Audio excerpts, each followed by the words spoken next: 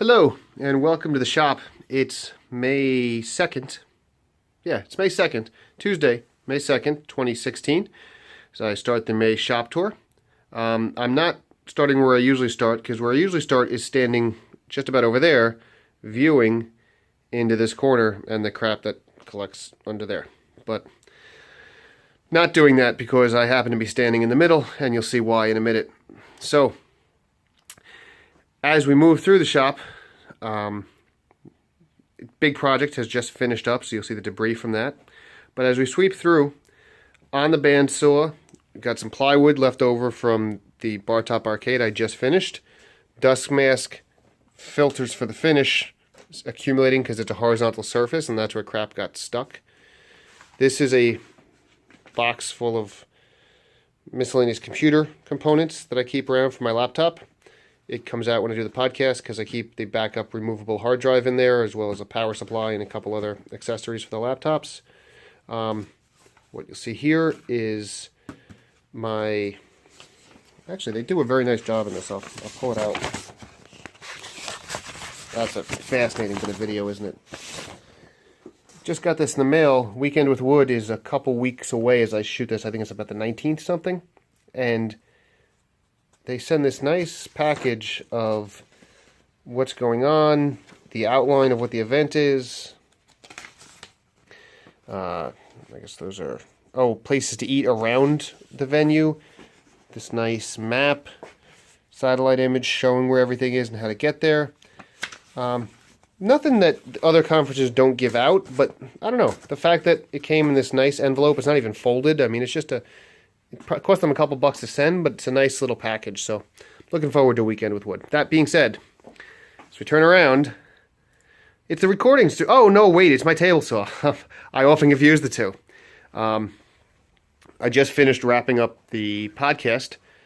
We were talking with Megan Fitzpatrick about the popular Woodworking in America conference that will be coming up this fall. And you can see that the setup's in flux. I've got some of the equipment turned off already. I was in the process of shutting it down when I realized I should probably record this video. So, what you see there are the two laptops that I traditionally use, and because we haven't gone overboard with Skype recording software, we simply record Skype on that one, and I talk on this one, and if you record Skype, you'll know why that is, and if not, don't worry about it. But what I've been moving to do over the past couple of episodes is do the recordings on my Zoom rather than on the laptop. So hopefully eliminate the laptop and just do it with this laptop, and ultimately do it with a mini desktop I have, and that's the ultimate goal, is to have a permanently set up mini desktop that does this recording and not have to set up any laptops. But for the time being, this is the way it works. And last time I was doing it like an idiot, I ran out of batteries in the Zoom about halfway through the recording. So I, again, set up the laptop and I recorded this entire episode on the laptop and on the Zoom. And I haven't listened to any of them yet. I know exactly what to expect from the laptop. It's going to be absolutely serviceable, probably pretty decent quality, and I can make that work. But hopefully the Zoom will be equal or maybe even a little bit better quality, and I can make that work. So I'll let people know how it goes once I get into the editing and see how workable the Zoom is. But it's never that easy to just plug the Zoom in. So I've got my nice Audio-Technica ATR 2100 USB microphone that I actually won from Better Podcasting. The guys over at Better Podcasting run the contest. They're really nice to give me the mic, and it's a great mic. I've been very happy with it. And it goes out XLR and USB, and there's actually a headphone monitor outlet there too, but I'm not using that because I need to monitor more than just the one mic. So the XLR runs directly into the Zoom. Great. The USB runs into the laptop so everyone who's on Skype can hear me. And then, because this is a little laptop, it doesn't have a direct audio out. It only has a headphone jack out. So here, I have an external USB audio card that does have a direct line out. So this is plugged in via USB, and this has what would be coming through the speakers from the Skype, which are Sean, my co-host, and Megan, our guest in this case. They come out of the laptop, and come through this external audio card. The audio card does not play me because if we're just talking about a Skype call, I'm the one talking. So that's why I'm capturing the microphone in that sense. So now from the external audio card, it goes into this thing, the Livewire Solutions Direct Box. Now, I am not an audio engineer, and I could not even begin to explain what this thing does. But it set to 0 decibels on this side, and it's set to lift on this side. All I can tell you is that by running it through that box, the sound is a lot clearer and crisper. Cleaner, rather. It's cleaner. That's a suggestion that the guys at Better Podcasting had for me, and it's I think it's like $20. It's not a particularly expensive item. And again, while I'm not sure what it does, technically, you get better audio out of it. So they said that, when running audio from the computer into the digital recorder, sometimes you get some noise and fuzz and stuff, and this cleans it up. So it works. I'll just put it that way. The damn thing works. So it goes from the audio card through that box into the Zoom. So, in any event, and then my monitor headphones. That's what's going on here, and it's all hardwired in. You can see the 2 Cat 6 cables into my network box, into that Cat 6 that runs up in the attic and across my entire house and down into the back corner where the modem is. So that's the recording setup in all of its glory. It's fascinating. As we come through here, my laptop bag, and then it's an empty, a nearly empty workbench. This is the surface on which I assembled the Bartop Arcade, which is currently, should be sitting in a trailer somewhere on its way to California as I record this.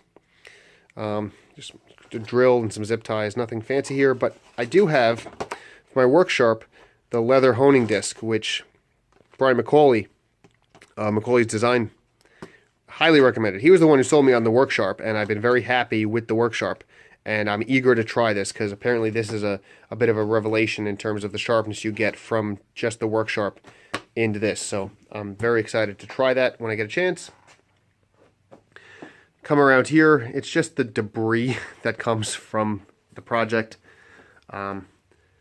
There's just drills and finishing supplies and different sanding pads, the dust filters for my mask, some tack cloth.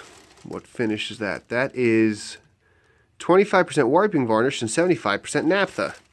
There we've got polyurethane that I used to make the wiping varnish, some wax that I ended up not using on the project, and here's the wiping varnish, which this is just a shot mixed wiping varnish. It's 50% Minwax, 50% mineral spirits, as you can see there. And those filters I had before in the bandsaw, I just stuck a filter on the top of this, and I poured in the polyurethane, I poured in the mineral spirits. I gave it a couple swirls before I used it. This mason jar is way bigger than it needs to, though I will say that when I started the Bartop Arcade, I had it at 4 cups, and I'm down to about 2. So I used about half of it on half of what I mixed up on the project, and I'll do my best to keep that mixed up well. But that being said, if I would do it again, I don't know what size are these mason jars. These are 6 cups. I'm not sure. I'm not good at English volume measurements. I couldn't tell you how big it is. But I would not buy these big ones again. I would get ones about probably half the size, maybe a little bit smaller. That's really all you need because it only takes a minute to mix up. And you don't use that much on a project. So this is a quick custom coil I made for clamping the arcade. I don't know. I impressed myself with how quickly I made this on the fly because I couldn't figure out how to clamp it properly. It's really not that. I mean, it's a piece of wood with 3 cuts in it, so I guess I'm easily impressed. But coils like that, really, if you're having trouble clamping, you spend a few minutes to make a coil that's custom shaped for the project, and you get such a better result from it that it's well worth doing that. Here's some oak for some door treads that I need to make that I was supposed to make in December and will now finally get to. This is the scrap plywood I have left over from the crate I had to build around the Bartop Arcade. More box of recording equipment. Miscellaneous crap on the planer because it is another horizontal surface that accumulates crap. That's my re-camera that I shoot the time lapses with. I have to empty that from all the time lapses I shot with the Bartop Arcade. This is a piece of the Bartop Arcade. This is actually the piece I cut out for the monitor. And you can see this only has like 3 coats of finish on it, and the Bartop actually has 5, if I remember correctly. But this is the piece I was using to just test the finish and make sure it was going to be okay. You can see the nice tiger striping in the maple, contrasted with the Purple Heart. So that's that. And oh look, it's the wood for the rocking chair. So that is the shop in May 2016. Next time you come, I don't think I'll have a project going on. I think there's stuff I need to get to outside of the shop that I really blew off to finish the Bartop Arcade. So I suspect that next time I do one of these videos, you'll have seen not much come out of the shop, but it should be a bit cleaner and just kind of more put together. And then we'll get into some smaller projects and take it from there. So I hope your shop is being productive, and talk to you soon.